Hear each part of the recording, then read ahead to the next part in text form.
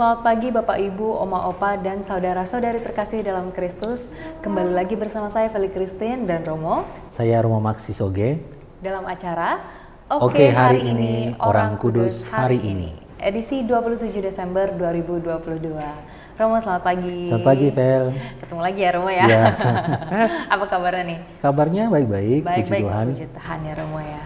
Nah Romo, khusus untuk 27 Desember ini kita akan berbincang-bincang tentang salah satu orang kudus, yaitu Santo Yohanes, Rasul dan Pengarang Injil ya Romo ya. Betul. Mungkin boleh diceritakan dong Romo, apa sih, bagaimana kisah awal dari seorang Santo Yohanes, Rasul dan Pengarang Injil ini? Baik, nama Yohanes dalam gereja atau dalam tradisi kita orang Kristen dan Katolik adalah nama yang familiar. Betul. Banyak orang menggunakan banyak nama. Ya. Sampai sekarang nama juga Yohanes, Yohanes, John, Yanes, Hans, itu banyak nama-nama yang bersumber dari nama Yohanes. Santo Yohanes, Rasul dan Pengarang Injil, sebagaimana namanya, itu berarti dia termasuk dalam bilangan 12 Rasul. Iya. Dan juga sesuai dengan namanya, dia juga adalah salah satu dari 4 pengarang Injil yang ada. Betul. Kisah hidup dari Santo Yohanes, Rasul dan Pengarang Injil adalah dia dilukiskan berasal dari daerah Betsaida di wilayah Galilea, itu di sebelah utaranya Yerusalem, di wilayah Israel bagian utara, itu Galilea. Dan dia berasal dari keluarga nelayan. Dia saudara dari Rasul Yakobus, anak-anak dari yang namanya Zebedeus, bapaknya yang namanya Zebedeus, ibunya Salome, dan mereka dilukiskan berasal dari keluarga nelayan yang boleh dibilang tergolong kaya. Sukses berarti. Sukses, karena indikasinya adalah bahwa dulu nelayan-nelayan yang boleh dibilang agak sukses adalah indikasinya bahwa mereka punya sampan, punya perahu. Kalau kita baca dalam Injil itu, Yesus ketika bertemu dengan Petrus dan Andreas, lalu kemudian bertemu dengan Yakobus dan Yohanes, itu mereka berada bersama dengan bapaknya di nelayan, di perahu. Ini berarti ya. Dia sedang jual ikan. Sedang membereskan jaring di perahu milik mereka. Jadi kalau punya perahu pada zaman itu berarti nelayan yang cukup sukses. Dan mereka dilukiskan bagaimana sebagai saudara dari Yakobus dan anak-anak dari Zebedeus. Mereka karena berasal dari wilayah Betsaida yang merupakan sebuah daerah tempat yang dekat dengan laut atau danau Genesaret, sehingga mereka sebagai nelayan. Tetapi dalam kisah panggilan Yesus panggil mereka dan mereka dengan sendirinya ikut, termasuk ini Yohanes. Yohanes bersama dengan Yakobus, lalu sebelumnya Petrus dan Andreas adalah murid-murid yang dikisahkan khusus tentang bagaimana panggilan mereka. Lalu kemudian dalam Injil kita baca bahwa Yohanes ini termasuk dalam 3 rasul inti, disebut 3 rasul inti bersama dengan Petrus, Yakobus dan Yohanes. Mereka disebut rasul inti karena dalam peristiwa Injil kadang-kala dicatat bahwa Yesus itu mengajak cuma mereka bertiga ini. Berarti memang paling sering itu mereka bertiga ini ya. Untuk beberapa kejadian, katakanlah yang dicatat dalam Injil, ketika Yesus membangkitkan putri Yairus, di atas di rumah, di dalam mereka punya rumah, Yesus mengajak cuma mereka bertiga. Petrus, Yakobus dan Yohanes mengajak mereka bertiga untuk menyaksikan bagaimana ia membangkitkan putri Yairus. Lalu ada juga peristiwa yang lain ketika Yesus merubah wajahnya di puncak gunung. Yesus merubah wajahnya lalu kelihatan oleh para rasul. Ada Yesus yang bercakap dengan Musa dan juga dengan Elia. Waktu itu naik ke atas puncaknya, Yesus mengajak cuma mereka bertiga. Lalu juga mereka dikisahkan hanya bertiga saja diajak Yesus ketika Yesus mengalami doa dalam sakrat mautnya di Taman Getsemani. Ketika Yesus bersama dengan para muridnya di luar Taman Getsemani, tapi ketika mau masuk ke dalam mau berdoa, Yesus mengajak mereka bertiga. Makanya mereka juga kadang disebut sebagai 3 rasul inti. Rasul inti bersama dengan 12 rasul semuanya, tapi rasul inti ini cuma mereka bertiga. Yohanes salah satunya.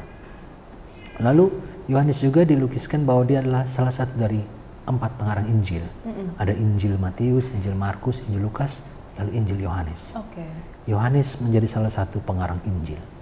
Dalam Injil itu kalau kita lihat dalam gereja itu biasanya ada gambar lukisan-lukisan atau patung, atau paling tidak di mimbar sabda itu ada 4 lukisan.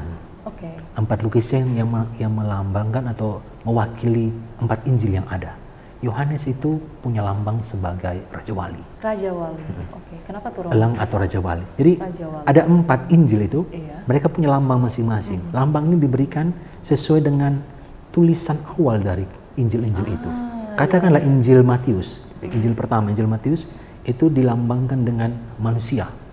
Orang, lalu kadang-kadang dalam lukisan atau gambar ada dipasang sayap gitu. Iya, betul. Jadi dikira malaikat, padahal itu orang sebenarnya. Oke. Karena awal tulisan Injil Matius, kalau kita baca Injil Matius bab pertama, itu dilukiskan tentang silsilah Yesus Kristus. Berarti omong Abraham memperanakan ini dan seterusnya sampai dengan Yosef yang nanti akan memperistri Maria sebagai ibu dari Yesus. Betul. Karena itu bicarakan tentang manusia semuanya. Iya. Silsilah manusia berarti makanya lambang dari Injil Matius itu adalah manusia. Lalu yang kedua Injil Markus. Injil Markus itu mengawali kisahnya dengan seruan Yohanes Pembaptis di padang gurun, seruan untuk bertobat. Betul. Dan itu dilambangkan dengan singa, seperti singa yang mengaum dan hidup di padang gurun. Iya, betul. Demikian juga Yohanes Pembaptis hidup di padang gurun dan dia menyerukan seruan pertobatan seperti suara singa yang mengaum. Lalu yang ketiga ada Injil Lukas. Injil Lukas itu dilambangkan dengan lembu. Karena awal penulisan Injil Lukas itu berkaitan dengan kisah Sakaria, suami dari Elisabeth yang nanti kemudian mereka punya anak itu Yohanes Pembaptis, Yohanes Semadi. Dan Sakaria ini adalah salah seorang imam di mana dia punya tugas untuk mempersembahkan kurban bakaran di Bait Allah. Dan salah satu hewan kurban persembahan yang paling tinggi nilainya itu adalah lembu. Iya, Jadi itu makanya digambarkan dengan disimbolkan untuk Injil Lukas. Atau juga kalau Lukas itu punya kisah yang khas tentang anak yang hilang yang hanya ada dalam Injil Lukas. Ketika anak hilang itu dia pulang, dia kembali ke rumah. Betul. Ayahnya bilang apa? Ambil pakaian, berikan kepada dia, cincin kenakan, sepatu kenakan, lalu sembelih lembu yang paling tambun. Dan makanya itu dilambangkan dalam Injil Lukas. Yohanes punya lain. Yohanes itu dia mengawali kisahnya dengan menjelaskan tentang sabda yang menjelma menjadi manusia. Betul. Pada mulanya ada firman itu adalah Allah. Lalu firman itu menjadi manusia, itu mengomong tentang sabda, sesuatu yang tinggi. Iya, pasti. Yang tinggi, yang nilai teologisnya tinggi. Dan itu dilambangkan dengan Raja Wali. Raja Wali. Atau elang, karena bulung elang atau bulung Raja Wali itu dia terbangnya tinggi. Pasti tinggi, iya. Terbangnya tinggi, makanya dilambangkan untuk Injil Yohanes. Lalu dikisahkan Yohanes sebagai rasul, dia itu menunjukkan kesetiaan. Dalam Injil dicatat itu salah satu indikasi bahwa kita menyebut dia setia adalah dia dilukiskan bahwa dia menemani Yesus sampai Yesus ada di bawah, sampai Yesus disalibkan. Dia berada di bawah kaki salib ketika Yesus berpesan kepada Yohanes dan ada ibunya Maria. Dia bilang, ibu inilah anakmu, anak inilah ibumu. Iya. Jadi Yohanes itu setia menemani Yesus. Karena ya rasul-rasul yang lain dilukiskan ketika Yesus ditangkap, mereka tercerai-berai. Tapi Yohanes dilukiskan bahwa dia setia menemani sampai akhir, Yesus. Yesus menyerahkan ibunya kepada dia dan menyerahkan dia kepada ibu. Juga hal yang lain adalah Yohanes menunjukkan sikap rendah hati. Dia tahu bahwa Petrus itu dipilih oleh Yesus sebagai katakanlah kepala untuk mereka. Tapi ada beberapa peristiwa yang menunjukkan bahwa ada hal yang sebenarnya didapat lebih dulu oleh Yohanes, tapi kemudian dikasih tahu kepada Petrus yang tampil lebih. Misalnya, ketika peristiwa Yesus bangkit, ketika Yesus wafat, peristiwa Yesus wafat, lalu Yesus dikuburkan, lalu Yesus bangkit. Lalu dilukiskan bahwa pagi-pagi itu Maria Magdalena datang, dalam Injil Yohanes dikisahkan, Maria Magdalena datang untuk mau berdoa dan juga mau mengafani Yesus, membalsami Yesus. Ketika dia sampai di sana, dia lihat bahwa kubur sudah kosong. Lalu dia lari pulang, dia kasih tahu ke para murid bahwa Tuhan sudah tidak ada lagi di sana. Lalu para muridnya dengar itu, mereka lari, dan dilukiskan bahwa Petrus dengan Yohanes lari untuk pergi ke kubur, tapi Yohanes sampai lebih dulu. Dia sampai di kubur, dia lihat ke dalam, tapi dia tidak masuk. Dia tunggu Petrus datang. Petrus yang dia persilakan masuk, dia Petrus yang lihat di dalam langsung di dalam. Berarti awalnya itu kalau sepertinya seharusnya itu Yohanes bisa. Iya, kalau dikisahkan itu tuh Yohanes lari duluan, sampai duluan. Tapi dia berikan pada Petrus. Atau kisah yang lain bahwa kalau dalam kisah penampakan setelah Yesus bangkit, itu para murid mereka setelah Yesus bangkit, mereka lalu pergi ke danau Tiberias. Mereka mau mencari ikan. Tapi mereka cari ikan semalaman tidak dapat ikan. Tiba-tiba ada seorang pria yang berdiri lalu bilang, kamu tidak dapat ikan, kamu tidak dapat ikan. Kamu coba tebarkan jala di sebelah kanan. Ketika mereka tebarkan jala sebelah kanan, banyak ikan. Waktu itu mereka belum sadar bahwa itu Yesus yang sudah bangkit, karena mereka waktu itu dalam keadaan galau karena Yesus sudah wafat, sudah dikuburnya tidak ada. Tapi mereka belum tahu bahwa Yesus bangkit. Yohanes lah yang pertama dia kasih tahu ke Petrus, Petrus itu tuh Tuhan. Baru Petrus turun dari perahunya pergi bertemu dengan Yesus. Jadi itu ada teladan bagaimana Yohanes itu menunjukkan juga bahwa dia rendah hati, dia tahu dia punya posisinya. Lalu dilukiskan dalam kisah hidupnya setelah Yesus wafat, bangkit dan kemudian naik ke surga, para murid kemudian menyebarkan ajaran tentang Yesus ke berbagai tempat. Termasuk juga Yohanes, dia pergi ke daerah Efesus. Bahkan di situ di Efesus untuk kalau sekarang itu masuk dalam wilayah Turki kalau sekarang. Efesus, lalu di situ dia juga sempat jadi uskup. Dia sempat jadi uskup di sana, lalu dalam satu kesempatan dia diasingkan karena iman Kristen, dia diasingkan ke satu pulau kecil yang namanya Pulau Patmos. Diasingkan karena iman. Waktu itu kan agama Kristen, yang mereka sebarkan awal kan belum diterima, itu hal yang baru, agama baru tuh. Mereka sebagai rasul tuh yang menyebarkan agama Kristen pertama sebagai agama baru, tidak semua orang bisa terima waktu itu. Sehingga dia dihukum, diasingkan ke wilayah Patmos, tapi kemudian dia kembali lagi dan meninggalnya di Efesus.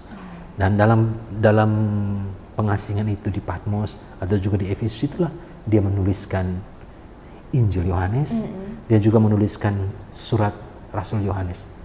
Kalau kita baca dalam kitab suci Perjanjian Lama itu ada 3 surat Rasul Yohanes.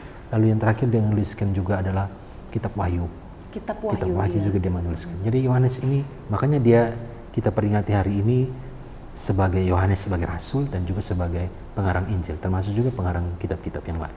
Jadi ini kisah hidup dari Yohanes sebagai rasul yang kadang-kadang juga dia juga punya kelemahan seperti dilukiskan bahwa mereka itu ibunya itu pernah datang kepada Yesus untuk meminta kalau boleh ketika Yesus sudah berkuasa di kerajaan Allah,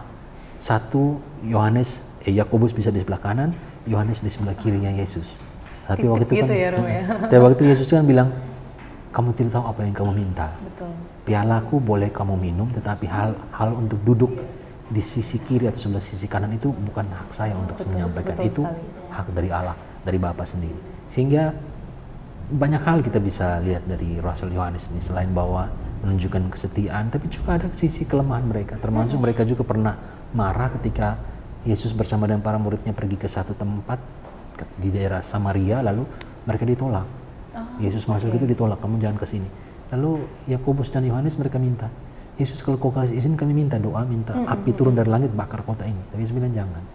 Jadi mereka juga pernah dapat julukan juga sebagai putra-putra Guntur atau putra-putra Guntur itu karena mereka berdoa. Mereka minta kalau Yesus kasih izin kami doa supaya Guntur kilat bakar itu kota yang tolak mereka. Tapi Yesus bilang jangan.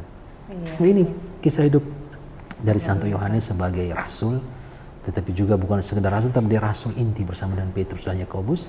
Lalu dia juga sebagai pengarang Injil, Injil Yohanes masuk dalam salah satu dari keempat Injil yang ada, dan dia disebutkan sebagai rasul terakhir yang meninggal. Rasul terakhir yang meninggal. Ada 12 rasul, mereka lain kemudian menyebar ke berbagai tempat, keluar dari Yerusalem bahkan sampai dengan Petrus sampai di Roma, meninggal di Roma. Kalau Rasul Yohanes ini dia disebutkan meninggal di Efesus. Dan dia disebutkan Yohanes sendiri itu memiliki hari-hari terakhir yang cukup tenang, atau karena memang banyak yang belum bisa menerima jadi dihukum atau gimana? Tidak, dia tidak meninggal sebagai martir. Kalau beberapa rasul yang lain, katakanlah Petrus meninggal sebagai martir, artinya dia dibunuh meninggal. Kalau Yohanes dia tidak meninggal karena dibunuh, dia meninggal karena usia tua. Di sekitar tahun 100 dia meninggal. 100, wah. Dan sekitar tahun 100, 90-100 dia meninggal. Jadi dia makanya disebut sebagai rasul terakhir yang meninggal.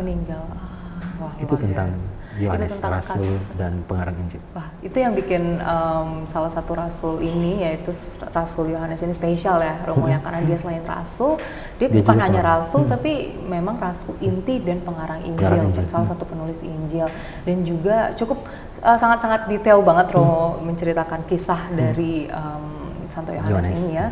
Dan tentunya juga banyak banget tadi teladan-teladan yang bisa kita petik dari Santo Yohanes, bagaimana ia menjadi seseorang yang sangat rendah hati, yang memikirkan orang sebelum dirinya sendiri, setia, dan tentunya tidak menyerah ya Romo ya, sampai akhir, sampai di usianya meninggal dia tetap tekun dan tetap setia dengan Yesus. Luar biasa banget Romo. Nah Romo, satu lagi mungkin untuk penutup, boleh Romo kasih mungkin salah satu hal yang paling penting untuk kita lakukan sebagai umat Katolik yang bisa kita ambil dari Santo Yohanes Rasul ini. Baik, satu hal, kalau bilang satu hal saya kasih dua hal ya. Oke, dua hal boleh Romo. Dua hal yang kita bisa belajar dari Yohanes adalah pertama kesetiaannya tadi. Betul. Tadi dilukiskan bagaimana dia tuh dalam Injil dilukiskan, karena dilukiskan dalam arti bahwa namanya disebutkan namanya, bahwa dia menemani Yesus bahkan sampai di Yesus di kayu salib. Ya. Kalau rasul-rasul yang lain kan tidak dicatat, memang mereka menemani juga, tapi dia disebutkan bahwa akhirnya Bunda Maria menyerahkan, Yesus menyerahkan Bunda Maria ke arah Yohanes yang disebut sebagai anak, dan juga Bunda Maria menerima Yohanes. Dengan ini teladan kesetiaan, karena memang berbicara tentang kesetiaan itu untuk zaman sekarang yang tidak mudah. Setia tidak mudah dalam banyak hal. Tidak semua orang yang bisa melakukan itu ya. Betul.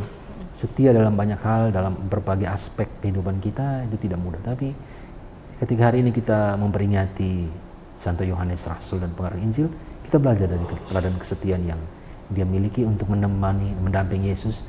Bukan saat-saat gembira ketika mereka sebagai rasul, Yesus dielu-elukan, tapi juga pada saat Yesus mengalami kesulitan. Setia bukan hanya dalam saat-saat gembira, tapi juga setia dalam saat-saat kesulitan. Ketika Yesus mengalami peristiwa akhir hidupnya di kayu salib, itu saat-saat yang sulit. Bagaimana dia menunjukkan kesetiaan? Bukan hanya setia dalam hal suka, tapi juga dalam duka. Betul itu ada kesetiaan. Kita belajar dari kesetiaan itu. Lalu yang kedua juga, seperti yang tadi disampaikan, ada teladan kerendahan hati yang dimiliki. Bagaimana dia meskipun dalam banyak hal dia bisa lebih paham daripada Rasul Petrus, tapi dia tahu bahwa Petrus itu yang dipilih sebagai katakanlah pemimpin dari para rasul. Sehingga dia kasih tahu kepada Petrus dan Petrus yang tampil. Artinya bahwa dia bisa untuk ini, tapi dia tahu dia punya porsi, dia punya statusnya sebagaimana, lalu dia menyerahkan kepemimpinan itu karena Petrus yang dipilih sebagai pemimpin. Ibaratnya tidak serakah ya Romo ya. Ya, ini dua hal yang kita boleh belajar dari Santo Yohanes Rasul dan pengarang Injil yang kita peringati hari. Karena itu juga dalam teladan kerendahan hati juga kita juga boleh belajar untuk rendah hati, membiarkan diri kita dibimbing oleh Tuhan melalui sabda Tuhan. Karena Yohanes ini yang kita peringati hari ini bukan sekedar rasul, tapi juga dia pengarang Injil. Dia menuliskan Injilnya yang melukiskan kisah bagaimana Yesus yang kalau Injil Yohanes itu dia berbeda dengan 3 Injil yang lain. Injil Matius, Markus, dan Lukas itu mengisahkan beberapa kisah yang mirip. Tapi dalam Yohanes dia tidak menulis kisah yang mirip, dia punya kisah yang lain. Berarti kisah yang istilahnya berbeda sekali ya Romo? Tidak berbeda sekali, tapi maksudnya yang hanya ada di dalam tulisannya, tidak ditulis dalam 3 Injil yang lain. Katakanlah perkawinan di Kana, itu hanya dalam Injil Yohanes, tidak dalam Injil yang lain. Hanya untuk menunjukkan bahwa dengan rendah hati juga kita mau untuk dibimbing Tuhan melalui kerelaan untuk mau membaca kitab suci sabda Tuhan menjadi pegangan dan kekuatan kita. Saya kira itu satu dua hal yang bisa kita pelajari dari semangat yang ditunjukkan oleh Santo Yohanes Rasul dan pengarang Injil yang kita peringati hari ini. Wah, luar biasa Romo. Sungguh cerita yang tentunya pengetahuan juga ya buat Feli ya, karena kan Feli cukup sering ya mendengarkan nama Yohanes, Rasul Yohanes itu. Sangat-sangat banyak orang yang menyebutkan, orang yang memiliki nama itu, lalu juga di kitab suci setiap misa itu pasti ada kan dari Injil Yohanes. Namun Feli juga ya belum tahu banyak tentang kisah di balik Santo Yohanes, dan ternyata jika kita kupas lebih dalam ternyata banyak sekali hal-hal yang bisa kita pelajari ya Romo ya. Luar biasa. Nah Romo, sebelum Feli menutup acara pada pagi hari ini, boleh Romo pimpin dalam doa penutup ya. Mari kita berdoa. Dalam nama Bapa dan Putra dan Roh Kudus. Amin. Tuhan Allah yang Maha Kudus, kekal dan kuasa, kami berterima kasih karena Engkau menghadirkan para rasul, orang-orang kudus, sebagai teladan, sebagai pedoman dalam kehidupan iman yang tengah kami lewati pada masa ini. Hari ini kami boleh merenungkan Santo Yohanes Rasul dan pengarang Injil, orang yang pernah dekat dengan putramu, bahkan digolongkan dalam rasul inti bersama dengan Santo Petrus dan Santo Yakobus untuk menemani berbagai peristiwa dalam kehidupan Yesus. Kami berdoa semoga melalui teladan dan semangat yang ditunjukkan oleh Santo Yohanes Rasul dan pengarang Injil, kami belajar semangat kerendahan hati, semangat kesetiaan yang dia tunjukkan untuk boleh kami perjuangkan juga dalam kehidupan kami. Semoga dengan mengikuti teladannya, kami boleh menunjukkan sikap setia dari waktu ke waktu, juga memiliki kerendahan hati, termasuk kerendahan hati untuk dibimbing melalui sabdamu yang kami baca dan kami renungkan. Doa dan permohonan ya Tuhan kami haturkan kepadamu dengan pengantaran Kristus Tuhan kami. Amin. Kemuliaan kepada Bapa dan Putra dan Roh Kudus, seperti pada permulaan, sekarang, selalu, dan sepanjang segala abad. Amin. Santo Yohanes Rasul dan pengarang Injil, doakanlah kami. Dalam nama Bapa dan Putra dan Roh Kudus. Amin. Terima kasih banyak Romo atas waktunya. Sudah ngobrol-ngobrol banyak ya sama Feli tentang Santo Yohanes. Nah itu dia tadi kisah dari Santo Yohanes, seorang rasul dan pengarang Injil. Nantikan video-video kami selanjutnya dan sampai jumpa di acara Oke, hari ini Orang Kudus hari ini berikutnya.